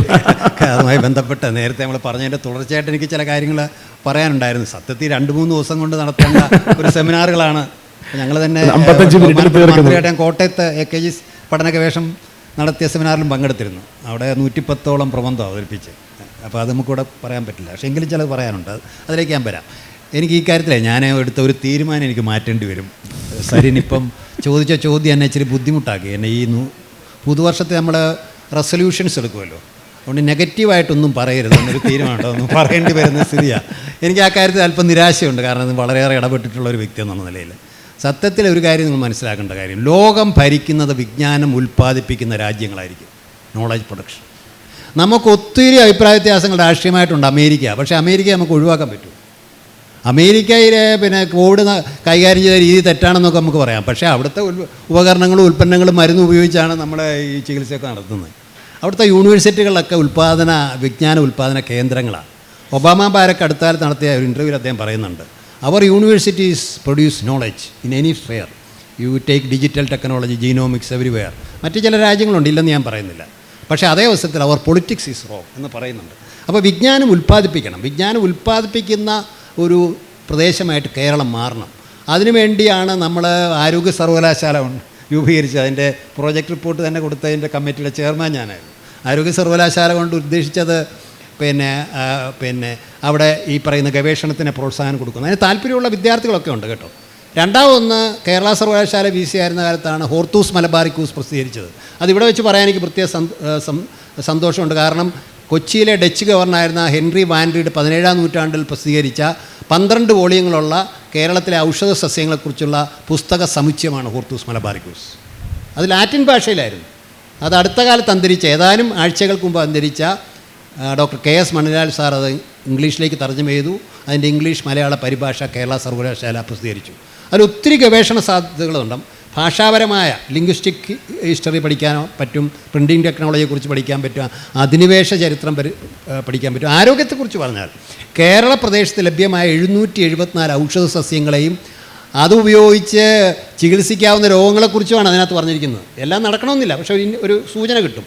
കിട്ടിയച്ചു എന്ന് പറയുന്ന വൈദ്യൻ്റെ, ചേർത്തലക്കാരനായ വൈദ്യൻ്റെ സഹായത്തോടുകൂടിയാണ് അത് എഴുതിയിട്ടുള്ളത്. ചൈനയിൽ ഇത് സംഭവിച്ചു. വിയറ്റ്നാമിൽ മലേറിയ വളരെയേറെ പടർന്നു പിടിച്ചു ഒരു കാലഘട്ടത്തിൽ. നിലവിലുള്ള മരുന്നുകളോടൊന്നും അത് പ്രതികരിക്കുന്നില്ല. അപ്പോൾ ചൗവൻലായി അവിടെ വന്ന ഹോച്ചിമീൻ അവിടെ വന്നപ്പോൾ ചൗവൻലായോട് പറഞ്ഞു, ചൗവൻലായി അവിടെ സന്ദർശിച്ചപ്പോൾ പറഞ്ഞു, നിങ്ങൾ ഒത്തിരി ഔഷധ സസ്യങ്ങൾ ചൈനയിലുണ്ടല്ലോ, ഞങ്ങൾക്കൊരു മരുന്ന് കണ്ടുപിടിച്ച് തരണമെന്ന് പറഞ്ഞു. പിന്നീട് ചൗവൻലായി അവിടെ പോയി ഒരു പ്രോജക്റ്റ് തയ്യാറാക്കി. വർഷങ്ങൾക്ക് ശേഷം 2015 2UU എന്ന് പറയുന്ന 85 വയസ്സുള്ള ഒരു ഫാർമസിസ്റ്റ് ആർട്ടിമെസിനിൻ എന്ന് പറഞ്ഞ ഒരു ഔഷധം അവരുടെ ഔഷധ സസ്യങ്ങളിൽ നിന്ന് കണ്ടുപിടിച്ചു. അതുപയോഗിച്ചാണ് മലേറിയയെ വിയറ്റ്നാം നിയന്ത്രിക്കുന്നത്. നമുക്കങ്ങനെ എത്രയോ രോഗങ്ങളെ നിയന്ത്രിക്കാൻ കഴിയുന്ന ഒരു അക്ഷയ ഖനിയാണ് ഹോർത്തൂസ് മലബാറിക്കൂസ്. ഞാൻ പറയാം, ഞങ്ങളത് 2003 ഞാൻ എൻ്റെ യൂണിവേഴ്സിറ്റി കാരണം മുഴുവൻ അതിനുവേണ്ടി ചിലവഴിച്ചാണ്. പക്ഷേ ഇത്രയും നാളായിട്ട് കാര്യമായ ഒരു ഗവേഷണവും നടന്നിട്ടില്ല. നടത്തിക്കഴിഞ്ഞാൽ കേരളത്തിൻ്റെ മുമ്പിൽ ആരോഗ്യ മേഖലയിലെ ഗവേഷണം. ഞാനൊരു കാര്യം പറയാം, ബഹുമാനപ്പെട്ട മന്ത്രിയാണ്ടോടുകൂടി ഡോക്ടർ നമ്മുടെ ഫൈനാൻസ് മിനിസ്റ്റർ കൂടെ നമ്മൾ ഒരു രോഗത്തിന് ഒരു മരുന്ന് കണ്ടുപിടിക്കാമെന്ന് വിചാരിക്കുക. For example hyper tension or diabetes. നമ്മുടെ സാമ്പത്തിക പ്രതിസന്ധി പോലും പരിഹരിക്കപ്പെട്ടെന്ന് വരാം. ഞാൻ അതിശോക്തി പറയല്ല, ഞാൻ ഔഷധ മേഖലയുമായിട്ട് ബന്ധപ്പെട്ട് പ്രവർത്തിയിട്ടുള്ള ഒരാളാണ്. നമ്മുടെ ഔഷധ കമ്പനികളെ ഒരു മരുന്ന് ഒരു മാർക്കറ്റ് ചെയ്യുന്നതിന് നമ്മുടെ ഇന്ത്യ ഗവൺമെൻറ്റിൻ്റെ ബഡ്ജറ്റിനേക്കാൾ കൂടുതൽ വരുമാനം ഉണ്ടാക്കുന്ന കമ്പനികളുണ്ട് ലോകത്ത്, മനസ്സിലാക്കണം. പക്ഷേ നമ്മളവിടെ പുറംതിരിഞ്ഞ് നിൽക്കുകയാണ്. അത് നടക്കുമെന്ന് ഞാൻ പ്രതീക്ഷിക്കുന്നു. മന്ത്രി പ്രസംഗിക്കുമ്പോഴെല്ലാം ഇതൊന്ന് ഊന്നി പറയണം. എല്ലാവരും വേണ്ട. നമ്മളിപ്പോൾ ഈ വിജ്ഞാന ഉൽപ്പാദനം എന്ന് പറയുമ്പോൾ മൊത്തം ഇവിടെ പഠിക്കുന്ന വിദ്യാർത്ഥികൾ 1% 0.5% ചെയ്താൽ മതി. But that should be done. അതൊരു മനോഭാവത്തിൻ്റെയും കൂടി പ്രശ്നമാണ് എന്നുള്ളത് തന്നെയാണ് ഞാനും അതിനെ വിലയിരുത്തുമ്പോൾ. മിനിസ്റ്റർ കയ്യിൽ കുറച്ച് കൂട്ടിച്ചേർക്കാനുണ്ടാവും. കുറേ മെഡിക്കൽ വിദ്യാർത്ഥികളെ കണ്ടല്ലോ ഇപ്പോൾ. തീർച്ചയായിട്ടും വളരെ പ്രധാനപ്പെട്ട മേഖല. നമുക്ക് തീർച്ചയായിട്ടും ഈ ഗവേഷണത്തിൽ നമ്മൾ പിന്നോട്ടാണ് നിൽക്കുന്നത്, ഒരു സംശയവും വേണ്ട. കാരണം കേരളത്തെ പോലെ നമുക്കുള്ള പൊട്ടൻഷ്യൽസ്, അതുപോലെ ഡേറ്റ ഇമ്മൻസ് ആയിട്ടുള്ള വളരെ ഒരു മറ്റൊരു റിസർച്ച് ഇൻസ്റ്റിറ്റ്യൂട്ട്സ് ഇതെല്ലാം നമുക്കുണ്ട്. പക്ഷേ ആ തലത്തിലേക്ക് വ്യക്തികൾ അല്ലെങ്കിൽ ചില നമ്മുടെ മെഡിക്കൽ കോളേജുകൾ ആ നിലയിലേക്ക് വരുന്നില്ല എന്നുള്ളത്. ഇപ്പോൾ സർക്കാർ ഇതിനെ എങ്ങനെ കാണുന്നു വെച്ചാൽ, ഇപ്പോൾ ഈ ഒരു 8.5 വർഷ കാലയളവിലാണ് നമുക്ക് ഇൻസ്റ്റിറ്റ്യൂട്ട് ഓഫ് അഡ്വാൻസ് വൈറോളജി ഉണ്ടായത് തിരുവനന്തപുരത്ത് തോന്നയ്ക്കലിൽ. ഇന്ന് ലോകത്തിലെ ഏത് വൈറോളജി ഇൻസ്റ്റിറ്റ്യൂട്ട്, ബഹുമാനപ്പെട്ട CMൻ്റെ സയൻസ് ആൻഡ് ടെക്നോളജി ഡിപ്പാർട്ട്മെൻറ്റ് കീഴിലാണ് IAV. ഇപ്പോൾ നിപ്പ ICMRൻ്റെ NIV പൂനെയിൽ കണ്ടുപിടിക്കുന്നതിന് മുൻപ് തന്നെ അവിടെ നിന്ന് സാമ്പിൾ എടുത്ത് IAVയിൽ നമ്മൾ കണ്ടുപിടിക്കുന്നുണ്ട്. അപ്പോൾ അതുപോലെ തന്നെ മങ്കി പോക്സ്, അത് ഏത് ക്ലാഡാണ് എന്നുള്ളത് IAVയിൽ നമുക്ക് കണ്ടുപിടിക്കാൻ സാധിക്കുന്നുണ്ട്. അപ്പോൾ സംവിധാനങ്ങൾ വീണ്ടും വീണ്ടും ഒരുങ്ങുന്നുണ്ട്. പക്ഷേ ആ ഒരു ത്വരയുണ്ടല്ലോ ഒരു ഗവേഷണത്തിന് വേണ്ടിയിട്ടുള്ള, അത് തീർച്ചയായിട്ടും അത് സപ്പോർട്ട് ചെയ്യുന്നതിന് വേണ്ടി ഇപ്പോൾ ഇതിൽ ചില പ്രായോഗികമായ പ്രശ്നങ്ങൾ പറഞ്ഞു. ഒന്ന്, റിസർച്ചിന് വേണ്ടി അനുവദിക്കപ്പെടുന്ന ഫണ്ട്. പിന്നെ നമുക്ക് ഈ ഓട്ടോണമസ് ഇൻസ്റ്റിറ്റ്യൂഷൻസിന് ഈ ഫോറിൻ എയ്ഡൊക്കെ വാങ്ങിക്കുന്നത് പോലെ എളുപ്പമല്ല ഗവൺമെൻറ് സംവിധാനത്തിൽ നമുക്ക് മെഡിക്കൽ കോളേജുകൾക്ക് വാങ്ങിക്കുക എന്നുള്ളത്. ഒരു 100,000 കടമ്പകൾ ഇവർ കടക്കേണ്ടതായിട്ടുണ്ട്. അപ്പോൾ കേന്ദ്ര ഗവൺമെൻറ്റുമായിട്ട് നമ്മുടെ അഡീഷണൽ ചീഫ് സെക്രട്ടറിമാർ നിരന്തരമായിട്ട് ഇത് ആശയവിനിമയം നടത്തുന്നുണ്ട്. ഇത് നമുക്ക് ഈ ഒരു തരത്തിലുള്ള ധനപരമായിട്ടുള്ള കാര്യങ്ങളിലെ കടമ്പകൾ ഒഴിവാക്കി നമുക്കൊരു ഗ്രീൻ ചാനൽ എസ്റ്റാബ്ലിഷ് ചെയ്താൽ കൂടുതൽ ഒരുപക്ഷെ നമ്മുടെ ആളുകൾ ഇതിലേക്ക് വരുമെന്നുള്ളൂ. ഇപ്പോൾ ഒരു ഉദാഹരണം പറയട്ടെ, നമ്മുടെ നേരത്തെ സാറ് ഡെങ്കിപ്പനിയുമായി ബന്ധപ്പെട്ടു, നമ്മുടെ ട്രോപ്പിക്കൽ ക്ലൈമറ്റ്, അത് ഇതുമായി ബന്ധപ്പെടുത്തിയാണ് പറയുന്നത്. അത് ട്രോപ്പിക്കൽ ക്ലൈമറ്റാണ്. ഇപ്പോൾ ലോകാരോഗ്യ സംഘടന പറയുന്നത് ഡെങ്കി പ്രോൺ ഏരിയയാണ് കേരളം. കാരണം വർഷം മുഴുവനുള്ള മഴ, ഇപ്പോൾ ഡിസംബറിൽ മഴ പെയ്തിരുന്നു, നമുക്ക് വർഷം മുഴുവൻ ഇൻ്റർമിറ്റൻ്റ് ആയിട്ടുള്ള, അതായത് ഇടവിട്ടുള്ള മഴ കൊതുകുകൾ പെരുകാനുള്ള ഒരു കാരണമാണ്.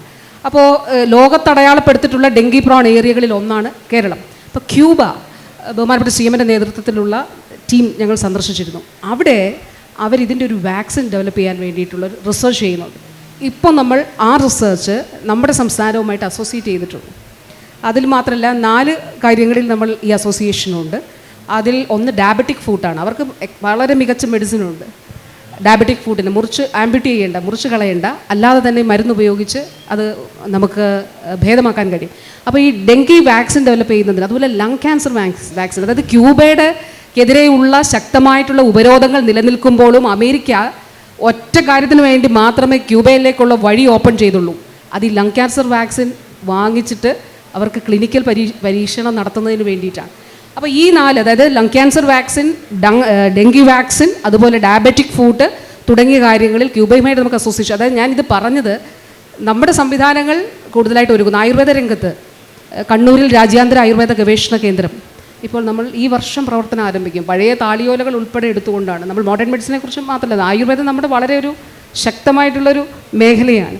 അപ്പോൾ അവിടെ ആ നിലയിൽ ഗവേഷണവും ആളുകളെ ഇവിടേക്ക് കൊണ്ടുവരുന്നതിനും പഠിക്കുന്നതിനും ഇവിടെ റിസർച്ച് ചെയ്യുന്നതിനുമൊക്കെയുള്ള ഒരുപാട് സാഹചര്യങ്ങൾ ഒരുക്കാൻ കഴിയും. ബഹുമാനപ്പെട്ട ഡോക്ടർ B. ഇക്ബാൽ അദ്ദേഹം പറഞ്ഞൊരു കാര്യം, പിന്നെ വ്യവസായ വകുപ്പുമായി ചേർന്നുകൊണ്ട് ഫാർമസ്യൂട്ടിക്കൽസിനെ ഇവിടേക്ക് ക്ഷണിച്ച് അവർക്ക് ഇവിടെ നിന്ന് പ്രൊഡ്യൂസ് ചെയ്യുന്നതിന് വേണ്ടിയിട്ടുള്ള അവസരം ഉണ്ടാക്കാനാണ് ശ്രമിക്കുന്നത്. ഇതിൻ്റെ ഒരു ശ്രമം നമ്മുടെ കോവിഡ് കാലത്ത് നടത്തിയിരുന്നു. അന്ന് ഓർക്കുന്നുണ്ടാകും, CM-ൻ്റെ മീറ്റിംഗ് നമ്മൾ ഡിസ്കസ് ചെയ്തത്. അതെ, അന്ന് 2ാം കോവിഡ് വേവിൻ്റെ സമയത്ത് ഇവിടെ, അതായത് വാക്സിൻ അന്ന് എനിക്ക് തോന്നുന്നു ഈ ഫൈസറൊക്കെ മാത്രമേ ഉൽപ്പാദിപ്പിക്കുന്നുള്ളൂ. അപ്പോൾ ആ വാക്സിൻ ഇവിടെ കൊണ്ടുവന്നിട്ട് IAVയിൽ തോന്നയ്ക്കലിൽ ഇത് നമ്മൾ ബോട്ടിലാക്കി അവർ കൊടുക്കും. ആ കമ്പനി തന്നെ കൊടുക്കും. അതാദ്യം തുടങ്ങിയിട്ട് പിന്നെ വാക്സിൻ ഉൽപ്പാദനം ഇവിടെ തുടങ്ങാമെന്നുള്ളതായിരുന്നു. പക്ഷേ എനിക്ക് ഉറപ്പാണ് നമുക്ക് ഈ കാലഘട്ടത്തിൽ അതിൻ്റെ ഒരു തുടക്കം തീർച്ചയായിട്ടും നമുക്ക് ഇടാനായിട്ട് കഴിയും. സമയം കുറച്ചുകൂടി നമുക്കുള്ളൂ. ഇപ്പോൾ നേരത്തെ മിനിസ്റ്റർ പറഞ്ഞതിൻ്റെ ഇടയിൽ വാക്സിനുമായി ബന്ധപ്പെട്ടിട്ടുള്ള ചില പരാമർശങ്ങൾ ഉണ്ടായതുകൊണ്ട് തന്നെ സമൂഹം എന്നുള്ള രീതിയിൽ നമ്മളൊരു മനോഭാവത്തെ പറ്റിയായിരുന്നു ഡിസ്കസ് ചെയ്തത്.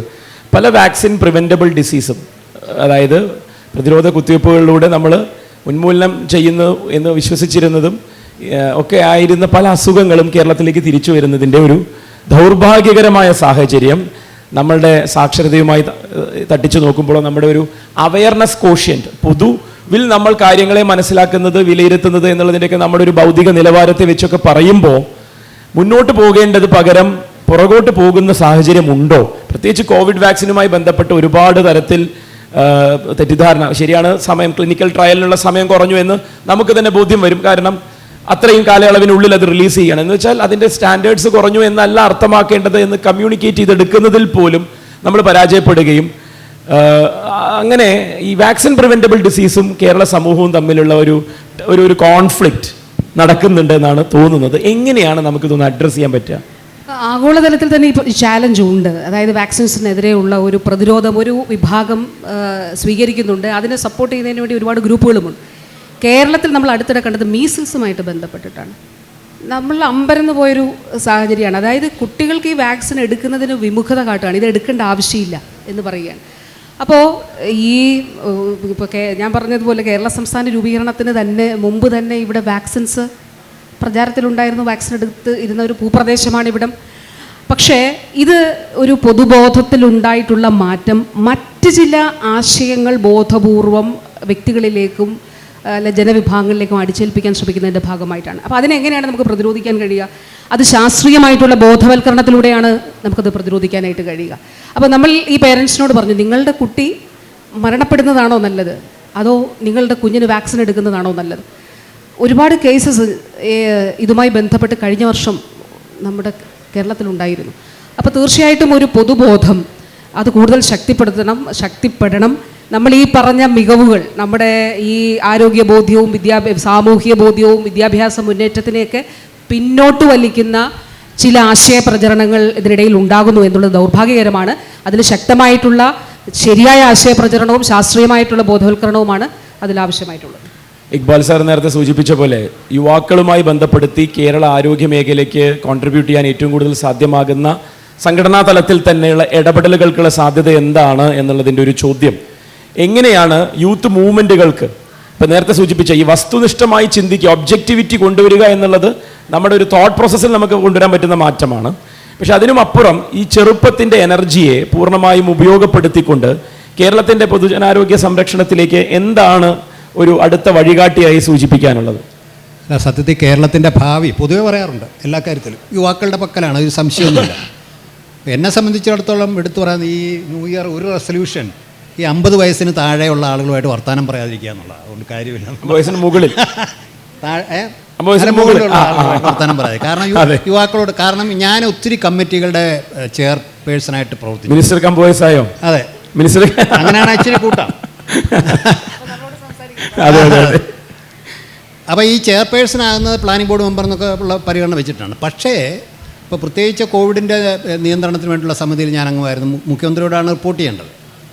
അതിലുണ്ടായിരുന്ന എൻ്റെ മക്കളെക്കാൾ പ്രായം കുറഞ്ഞ യുവാക്കളിൽ നിന്ന് ഞാൻ എന്തെല്ലാം പഠിച്ചിട്ടുണ്ടെന്നറിയാം. സത്യത്തിൽ കോവിഡ് കാലത്ത് കോവിഡ് വിദഗ്ധ സമിതിയിലെ ഡോക്ടർ അരവിന്ദ്, പിന്നെ വൈറോളജി പ്രൊഫസർ ഡോക്ടർ അരവിന്ദ്, അല്ലെങ്കിൽ ഡോക്ടർ ചാന്ദിനി, കോഴിക്കോട്ടെ ഡോക്ടർ ചാന്ദിനി, അല്ലെങ്കിൽ രാഘേൽ ഗെയ്തോണ്ടെ പബ്ലിക് ഹെൽത്ത് എക്സ്പേർട്ട് അച്യുതമേനോൻ സെൻറ്ററിലെ, ഇവരിൽ നിന്ന് ഞാൻ പഠിച്ചത്രയും പബ്ലിക് ഹെൽത്ത് പൊതുജനാരോഗ്യ തത്വങ്ങൾ ഞാൻ മെഡിക്കൽ കോളേജ് കാലത്ത് പഠിച്ചിട്ടില്ല.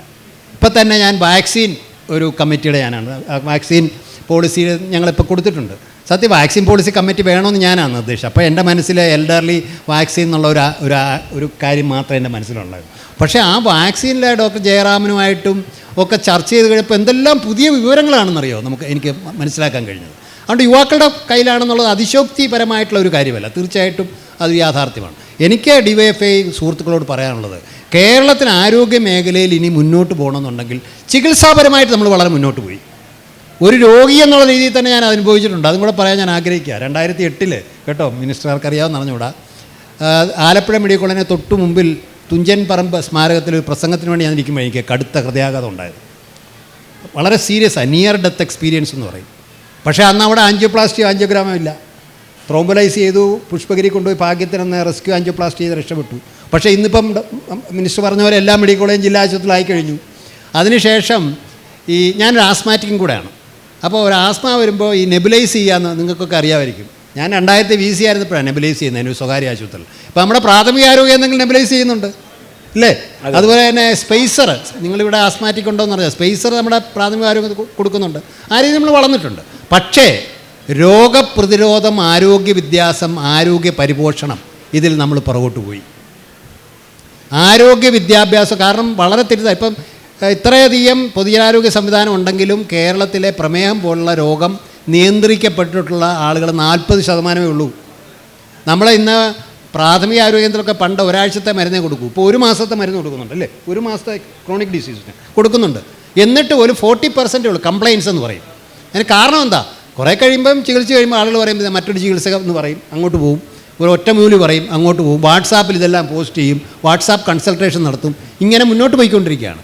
നിസ്സാരമായ രോഗപ്രതിരോധ നടപടികളിലൂടെ കേരളം ഇന്ന് നേരിടുന്ന ഒട്ടനവധി രോഗങ്ങളെ നമുക്ക് നിയന്ത്രിച്ച് നിർത്താൻ കഴിയും. വാക്സിനേഷൻ അടക്കം. വാക്സിനേഷൻ്റെ കാര്യത്തിൽ പകർച്ചവ്യാധിക്ക് മാത്രമല്ല, ക്യാൻസറിനും വാക്സിനാണിപ്പോൾ. The future is for vaccines. ഇപ്പോൾ സർവൈക്കൽ ക്യാൻസർ, ലങ് ക്യാൻസർ, ഇതിനൊക്കെ വാക്സിൻ ഉണ്ട്.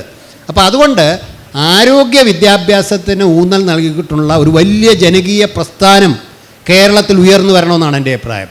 ജനകീയ ആരോഗ്യ വിദ്യാഭ്യാസ ഒരു പരിപാടി നമുക്ക് ആവിഷ്കരിക്കണം.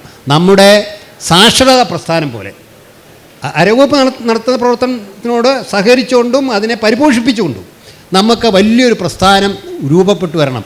ശാസ്ത്ര സംഘടനകൾ, നമ്മുടെ ഇവിടെ ആണെങ്കിൽ പ്രായാധികമുള്ളവരുടെ നിരവധി സംഘടനകളുണ്ട്, അലുമിനി അസോസിയേഷൻസ് ഉണ്ട്, നിരവധി സംഘടനകളുള്ള ഒരു പ്രദേശമാണ് കേരളം.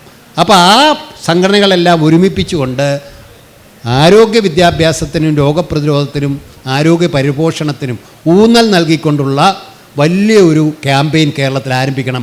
അത് DYFA അതിന് നേതൃത്വം കൊടുക്കണമെന്നാണ് എൻ്റെ അഭിപ്രായം. നിങ്ങൾ ദയവായിട്ട് ഇത് വളരെ ഗൗരവമായിട്ട് ചർച്ച ചെയ്യണം. ഞാൻ അവരുടെ നേതാക്കളൊക്കെ ഇപ്പോൾ കണ്ടിരുന്നു, അവരുമായിട്ട് സംസാരിക്കാം. അങ്ങനെ അല്ലാതെ നമുക്ക് ഇനി മുന്നോട്ട് പോകാൻ പറ്റില്ല. കാരണം നമ്മുടെ ആഹാര രീതികളിൽ മാറ്റം വരുത്തണം, വ്യായാമത്തിൻ്റെ പ്രസക്തി, വാക്സിനേഷൻ്റെ കാര്യം, ജീവിത രീതിയിൽ വരുത്തേണ്ട മാറ്റങ്ങൾ, ഇങ്ങനെ ഒട്ടനവധി കാര്യങ്ങൾ ഇന്ന് വിദ്യാസമ്പന്നർക്ക് പോലും അറിഞ്ഞുകൂടെന്നാണ് ലോകാരോഗ്യ സംഘടന പറഞ്ഞിട്ടുള്ള രണ്ട് കാര്യം കൊണ്ടേ ലോകത്തെ ആരോഗ്യം മെച്ചപ്പെടുത്താൻ പറ്റത്തുള്ളൂ. Very vibrant public health based upon sound science. സുശക്തമായ ശാസ്ത്രീയ ബോധത്തിൻ്റെ അടിത്തറയുള്ള പൊതുജനാരോഗ്യ സംവിധാനത്തിന് മാത്രമേ നമുക്ക് മുന്നോട്ട് പോകാൻ പറ്റുള്ളൂ. അങ്ങനെ ചെയ്തില്ലെങ്കിൽ കേരളം എന്താ പറയുക, ചത്തതിനൊക്കുമോ ജീവിച്ചിരിക്കും എന്ന് പറഞ്ഞ് സർക്കാരിന് പോകാമെന്നൊരു പരിധിയുണ്ട് അല്ലേ. ദേഹം സ്ട്രെച്ച് ചെയ്ത് കഴിഞ്ഞു, ഇതിൽ കൂടുതൽ മുടക്കാൻ പറ്റുമോ? ഓരോ പെറ്റ് സ്കാൻ വന്നു കഴിഞ്ഞു തിരുവനന്തപുരത്ത്. എൻ്റെയൊക്കെ ഒരു സ്വപ്നമായിരുന്നു ഈ പെറ്റ് സ്കാൻ കാണുക എന്നുള്ളത്. അപ്പോൾ അങ്ങനെ മുന്നോട്ട് പോകാൻ പറ്റത്തില്ല. രോഗം ഇങ്ങനെ വർദ്ധിച്ചുകൊണ്ടിരിക്കുക. മാത്രമല്ല കേരളത്തിനൊരു ഡിസ്അഡ്വാൻറ്റേജ് ഉണ്ട്. ലോകം എല്ലാ രാജ്യങ്ങളുമായിട്ട് നമ്മൾ ബന്ധിതമാണ്. ആൾക്കൂട്ട സന്ദർഭങ്ങൾ ഏറ്റവും അധികമുള്ള ഒരു സംസ്ഥാനമാണ് കേരളം. രോഗം പെട്ടെന്ന് വ്യാപിക്കാം. അപ്പോൾ ഇതെല്ലാം കൂടെ പരിഗണിച്ച് ആരോഗ്യ വിദ്യാഭ്യാസത്തിന് ഊന്നൽ നൽകിക്കൊണ്ട് സമ്പൂർണ്ണ സാക്ഷരതാ യജ്ഞത്തിൻ്റെ മാതൃകയിൽ വലിയൊരു ജനകീയ പ്രസ്ഥാനം മുന്നോട്ട് വരണം. അതിൽ യുവാക്കൾ നേതൃത്വം കൊടുക്കണം. അതിൽ പ്രധാനപ്പെട്ട ഇന്നത്തെ യുവാക്കളെ ഏറ്റവും വൈബ്രൻ്റ് ആയിട്ടുള്ള, ഏറ്റവും സജീവമായി പ്രവർത്തിക്കുന്ന പ്രസ്ഥാനം എന്നുള്ളതിൽ DYFA നേതൃത്വം കൊടുക്കണമെന്നാണ് എനിക്ക് പറയാനുള്ളത്. നമുക്ക് വൈൻഡപ്പ് ചെയ്യാം. മിനിസ്റ്ററുടെ അടുത്ത് ഒന്ന് സമപ്പ് ചെയ്യുന്നതിന് വേണ്ടി, മിനിസ്റ്റർ, നമ്മൾ ഇത് ആരോഗ്യം എന്ന് പറയുമ്പോൾ വെൽബീയിങ് എന്ന് പറയുന്ന ഒരു കൺസെപ്റ്റ്, വെൽനെസ് എന്ന് പറയുന്ന ഒരു കൺസെപ്റ്റ്, ഈ കൺസെപ്റ്റുകളിലേക്കൊക്കെ നമ്മുടെ ആയുർവേദത്തെയും ആയുഷ് ഡിപ്പാർട്ട്മെൻറ്റിലെ മറ്റ് വിഭാഗങ്ങളെയും ഒക്കെ ചേർത്ത് സമഗ്രമായി കേരളത്തിൻ്റെ ഒരു സാഹചര്യത്തെ, ഭൂസവിശേഷതയെ ഒക്കെ ഉപയോഗപ്പെടുത്തി നമ്മൾ മെഡിക്കൽ ടൂറിസം എന്ന വാക്കൊക്കെ എത്രയോ കാലമായി കേൾക്കുന്നു. അതിൻ്റെ ഒരു സാധ്യതകളെ, നമ്മുടെ ഉള്ള മെഡിക്കൽ നോളജിൻ്റെ അതുപോലെ തന്നെ ഫെസിലിറ്റിയുടെ ഒക്കെ ഒരു കപ്പാസിറ്റിയെ നമ്മൾ ഒപ്റ്റിമൈസ് ചെയ്ത് ഉപയോഗപ്പെടുത്തുന്നതിൻ്റെയൊക്കെ ഭാഗമായി അത്തരത്തിലുള്ള എന്ത് തരത്തിലുള്ള ഒരു മാറ്റമാണ് സർക്കാരിൻ്റെ ഭാഗത്തു നിന്ന് ഇതിലേക്ക് ഉണ്ടായിക്കൊണ്ടിരിക്കുന്നത്? ഈ സർക്കാരിൻ്റെ കാലഘട്ടത്തിൽ നമ്മൾ ഏറ്റവും ചെയ്ത് 30 വയസ്സിന് മുകളിലുള്ള മുഴുവൻ ആളുകളും ആനുവൽ ഹെൽത്ത് ചെക്കപ്പിന് വിധേയമാകണം എന്നുള്ളതാണ്. അപ്പോൾ അതിനു വേണ്ടിയിട്ട് വീടാനത്, അതായത് നമ്മൾ ചെയ്യാൻ കഴിയുന്നതിൻ്റെ പരമാവധിയാണ് സാർ പറഞ്ഞതുപോലെ. ഓരോ വീട്ടിലും ചെന്ന് നമ്മുടെ ആശമാർ ഈ ഡേറ്റ എടുക്കും. ആ ഡേറ്റ അതിൻ്റെ സ്വകാര്യത സൂക്ഷിക്കും. സ്റ്റേറ്റ് ഡേറ്റാ സെൻറ്ററിലാണ് അത് സൂക്ഷിക്കുന്നത്. പ്രമേഹമുള്ളവർ, രക്തസമ്മർദ്ദമുള്ളവർ, ഇനി റിസ്ക് കൂടി അനലൈസ് ചെയ്യും. ഒബീസിറ്റി ഉണ്ടോ, അല്ലെങ്കിൽ മറ്റ് ഫാക്ടേഴ്സ് കണക്കിലെടുത്ത് ഹൃദ്രോഗം, ക്യാൻസർ, ഇത് 2ാമത്തെ വർഷമാണ്. അതായത് കഴിഞ്ഞ വർഷം 30 വയസ്സിന് മുകളിലുള്ള മുഴുവൻ ജനവിഭാഗങ്ങളിലും നമ്മൾ പരിശോധന നടത്തി. നമ്മൾ കണ്ട ഒരു കാര്യം, നേരത്തെ ഹൈപ്പർ ടെൻഷൻ ആയിരുന്നു, നേരത്തെ ഡയബറ്റീസ് ആയിരുന്നു നമ്മൾ ഏറ്റവും മുന്നിൽ. പക്ഷേ ഇന്ന് കേരള സമൂഹത്തിൽ രക്താതി സമ്മർദ്ദം കൂടിക്കൊണ്ടിരിക്കുകയാണ്. ഏറ്റവും കൂടുതൽ പേഷ്യൻസ് നമുക്കുള്ളത് BP പേഷ്യൻസാണ്. ജീവിത സാഹചര്യം, തൊഴിൽ സമ്മർദ്ദം, വ്യക്തിപരമായിട്ടുള്ള മറ്റു സമ്മർദ്ദങ്ങൾ, life style changes, food habits change ചെയ്തു, ഹൈപ്പർ ടെൻഷൻ വളരെ കൂടിക്കൊണ്ടിരിക്കുകയാണ്. അപ്പോൾ നമ്മൾ എന്താ ചെയ്യുന്നത്, ഞാനത് വളരെ ചുരുക്കി പറയാം. ഹെൽത്ത് വർക്കേഴ്സ് ചെന്ന് പറയുകയാണ്, മരുന്ന് കഴിക്കുന്നുണ്ടോ എന്ന് നോക്കും. അതായത് നിയന്ത്രിച്ച് നിർത്തുക, ഉള്ളവർക്ക് നിയന്ത്രിച്ച് നിർത്തുക, വരാൻ സാധ്യതയുള്ളവർക്ക് വരാതെ ഇരിക്കണം. അപ്പോൾ അവർ മെഡിക്കൽ സെൻറ്ററിലേക്ക്, നമ്മുടെ ഫാമിലി ഹെൽത്ത് സെൻറ്ററിലേക്ക് കൊണ്ടുവന്ന് ഡോക്ടർ പറയും റിസ്ക് ഉണ്ട്, അതുകൊണ്ട് ഇന്ന കാര്യം ചെയ്യണം, ഒന്നുകിൽ വെയിറ്റ് കുറയ്ക്കണം, അല്ലെങ്കിൽ ആഹാര ശീലങ്ങൾ ഈ രീതിയിൽ മാറ്റണം എന്നുള്ള അഡ്വൈസ് കൊടുത്ത് അവരെ ഒബ്സർവ് ചെയ്യും. എന്നിട്ട് ചേഞ്ച് ഉണ്ടാകുന്നുണ്ടോ എന്നുള്ളത് കാണും. അപ്പോൾ ഇത് ഈ നവകേരള കർമ്മ പദ്ധതിയുടെ ഭാഗമായി ആർദ്ര മിഷനിലൂടെ നമ്മൾ ഏറ്റെടുത്തിട്ടുള്ള ഒരു കാര്യമാണ്. അതിനാണ് മോർബിഡിറ്റി കുറയ്ക്കുക എന്നുള്ള ലക്ഷ്യത്തോടെയാണ് നമ്മൾ തുടങ്ങിയത്. അത് 20 വർഷങ്ങൾ കൊണ്ട്, അതാണ് നമ്മളൊരു 20 ഇയർ പ്രോഗ്രാമാണ് നമ്മുടെ. 20 വർഷങ്ങൾ കൊണ്ട് ഇപ്പോഴുള്ളതിൻ്റെ അതൊരു ഗണ്യമായ നിലയിൽ ഇതിനെ കുറച്ച് കൊണ്ടുവരിക. ഇപ്പം 36% മുകളിലാണ് ഹൈപ്പർ ടെൻഷൻ. 5 വർഷങ്ങൾക്കുള്ളിൽ 15% സ്ത്രീകളിലും കൊണ്ട് കൂടുതലാണ്. അതെ 15%, 5 വർഷം കൊണ്ട് കൊണ്ടുവരാൻ കഴിയുമോ എന്നാണ് നോക്കുക. അപ്പോൾ ഈ ഒരു പ്രോഗ്രാമുണ്ട്. അതോടൊപ്പം ഒരു കാര്യം കൂടി, AMR-മായി ബന്ധപ്പെട്ട്, അതായത് ഈ കാലത്തിൻ്റെ വെല്ലുവിളികൾ, ആൻറ്റിമൈക്രോബിയൽ റെസിസ്റ്റൻസുമായി ബന്ധപ്പെട്ട്, ഈ അണുബാധകളോട് മരുന്നുകൾ പ്രതികരിക്കാത്തൊരവസ്ഥ, ആളുകൾ മരണപ്പെട്ടു പോകുന്നൊരു അവസ്ഥ, സൈലൻറ്റ് പാൻഡമിക്കായിട്ട് ലോകാരോഗ്യ സംഘടന വിശേഷിപ്പിക്കുന്നുണ്ട്. അതിനെ വളരെ കൃത്യമായി നമ്മൾ അഡ്രസ്സ് ചെയ്യുകയാണ്. ആൻറ്റിബയോട്ടിക് സ്മാർട്ട് ഹോസ്പിറ്റൽസ് എടുക്കും. ഇപ്പോൾ കഴിഞ്ഞ ദിവസം ഒരു മരുന്ന് സംഘടനയുടെ ഒരു നേതാവ് ഒരു ചാനലിനോ കൊടുത്ത അഭിമുഖമാണ്, കേരളത്തിൽ മരുന്ന് കടകൾ പൂട്ടിപ്പോകുന്നു. എന്താണെന്നറിയാമോ? Over the counter sale antibiotics പറ്റില്ല എന്ന നിലപാട് ആരോഗ്യവകുപ്പ് എടുത്തു. എടുത്താൽ അങ്ങനെ കൊടുത്താൽ ലൈസൻസ് റദ്ദാക്കും. സക്സസ് സ്റ്റോറിയാണ്. അത് കേൾക്കുമ്പോൾ വാസ്തവത്തിൽ നമുക്ക് സങ്കടം, ഒരു ഓൺടർപ്രണറിനെ സംരംഭം എന്നുള്ള നിലയിൽ. പക്ഷേ ഇതിന് ദീർഘകാലത്തെ ഒരു ഇമ്പാക്റ്റ് ഉള്ളതാണ്. കേരളത്തിൻ്റെ പൊതുജനാരോഗ്യ മേഖലയിൽ വലിയ പ്രത്യാഘാതം ഉള്ളതാണ്. നമ്മൾ ഈ മരുന്ന് ആവശ്യമില്ലാതെ വലിച്ച് കഴിക്കുകയാണ് ചെയ്യുന്നത്. അപ്പം ആവശ്യമില്ലാത്ത ആൻറ്റിബയോട്ടിക് ഇപ്പോൾ നമ്മൾ ഓരോ സർക്കാർ ആശുപത്രിയിലും പ്രിസ്ക്രിപ്ഷൻ ഓഡിറ്റ് നടത്തുന്നുണ്ട്. ഏത് ആൻറ്റിബയോട്ടിക് കൊടുക്കുന്നു, ആദ്യം ചെല്ലുമ്പോഴേ മോക്സ് എന്നുള്ള നോക്കുന്നുണ്ട്. അതിൽ ഒപ്പം തന്നെ അവെയർ കാറ്റഗറി വെച്ചുകൊണ്ടുള്ള മരുന്നുകൾ നമുക്ക് നൽകുക എന്നുള്ളതും. അപ്പോൾ ആൻറ്റി മൈക്രോബിയൽ റെസിസ്റ്റൻസുമായി ബന്ധപ്പെട്ടിട്ടുള്ള വലിയ പ്രവർത്തനവും അങ്ങനെ വർത്തമാനകാല ചാലഞ്ച് ഏറ്റെടുക്കുന്നതിന് വേണ്ടിയിട്ടാണ് നമ്മൾ ശ്രമിച്ചിട്ടുള്ളത്. നമ്മൾ സംസാരിച്ചാൽ തീരാത്തൊരു വിഷയമാണ്. അത് വൈൻഡപ്പ് ചെയ്യാനുള്ള സമയം അതിക്രമിച്ചിരിക്കുന്നു. നമ്മളെപ്പോഴും ഡെഫിനിഷൻ്റെ ഭാഗമായിട്ട് ആരോഗ്യത്തിൻ്റെ ഡെഫിനിഷനിൽ നമ്മൾ പറയും it's not mere absence of disease alone എന്ന് പറയുമെങ്കിലും അതിപ്പോഴും നമ്മൾ മനസ്സിലാക്കിയിട്ടുണ്ടോ എന്നുള്ളതാണ് നമ്മൾ അഭിമുഖീകരിക്കുന്ന പ്രശ്നം. അതായത് ഹെൽത്ത് എന്ന് വെച്ചാൽ, ആരോഗ്യം എന്ന് വെച്ച് കഴിഞ്ഞാൽ അസുഖമില്ലാത്ത അവസ്ഥയെ അല്ല ആരോഗ്യം എന്നുള്ള ഇത് ആദ്യം നമ്മൾ മനസ്സിലാക്കണം. പോസിറ്റീവ് ഡെഫിനിഷൻ ഹെൽത്തിന് വേണ്ടി കൊണ്ടുവരാൻ നമുക്ക് ശ്രമിക്കാവുന്ന ഒരു സമൂഹമാണെന്നും അത് കണ്ടെത്താൻ കഴിയുന്ന ഒരു സമൂഹമാണെന്നും, ഒരു പക്ഷേ ഭൂട്ടാനിലൊക്കെ ഉള്ള പോലെ നമ്മൾ ഹാപ്പിനെസ് ഇൻഡെക്സ് എന്ന് പറയുന്നതിൻ്റെ ഒരു കൺസെപ്റ്റിലേക്കൊക്കെ കേരളത്തിനെ അടുത്ത 5 വർഷ കാലഘട്ടത്തിലേക്ക്, ഇനി വരുന്ന ഒരു 20-25 വർഷ കാലഘട്ടത്തിലേക്ക് കൊണ്ടുപോകാൻ ഇവിടുത്തെ ആരോഗ്യ മേഖലയുടെ പ്രോപ്പർ പ്ലാനിങ്ങും അതിൻ്റേതായിട്ടുള്ള പൊതുജനങ്ങളുടെ ഇടപെടലും കൂടി ചേരുന്ന ഒരു വലിയ ഒരു എക്കോസിസ്റ്റം ഉണ്ടാക്കിയെടുക്കാൻ സർക്കാരിനും അതുപോലെ തന്നെ പൊതുമേഖലയിലും സ്വകാര്യ മേഖലയിലുമുള്ളവരുടെ എല്ലാവരുടെയും ഒരു ഏകോപനം ഉണ്ടാകുന്ന ഒരു സ്ഥിതിവിശേഷം ഉണ്ടാകട്ടെ എന്ന് മാത്രം ആഗ്രഹിച്ചുകൊണ്ട് കാക്ഷിച്ചുകൊണ്ട് നമുക്കിത് വൈൻഡപ്പ് ചെയ്യാമെന്ന് തോന്നുന്നു. Thank you.